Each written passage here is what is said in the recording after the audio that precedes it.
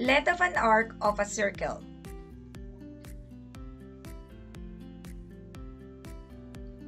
The arc length is part of the circumference of a given circle. For example, the circle is divided into two equal parts. So they are called semicircles. And the length of an arc is given by 1/2 of the circumference of the circle, or 1/2 multiplied by 2 pi r. Let's say the circle is divided into 4 equal parts. So the length of an arc is 1/4 of the circumference of the circle. And let's say we need to take the part of the area of a circle.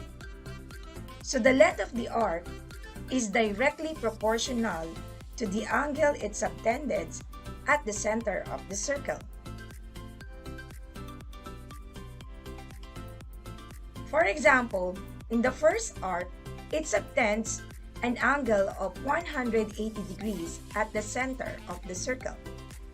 So it will be 180 degrees divided by 360 degrees multiplied by 2 pi r.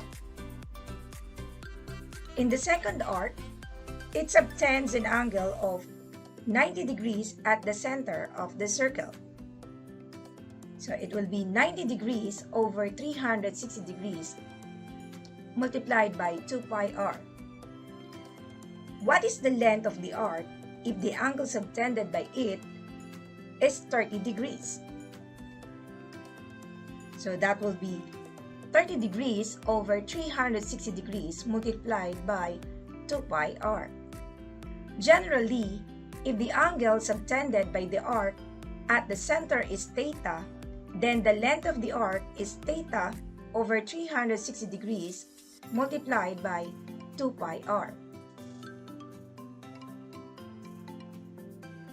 So again, the length of an arc can be determined by using the proportion measure of the central angle over 360 degrees equals the arc length over 2 pi r, or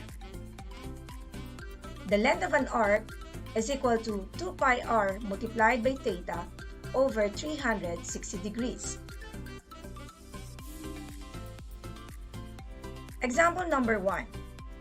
An arc of a circle measures 45 degrees.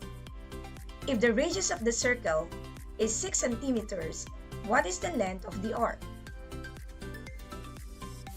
Given the formula, the length of the arc is equal to 2 pi r multiplied by the theta over 360 degrees. By substitution, we have 2 pi times the radius 6 centimeters times the measure of the angle 45 degrees. Since the arc measure is 45 degrees and the given angle is a central angle, they are now equal over 360 degrees. Simplifying this, the length of the arc will be 4.71 centimeters.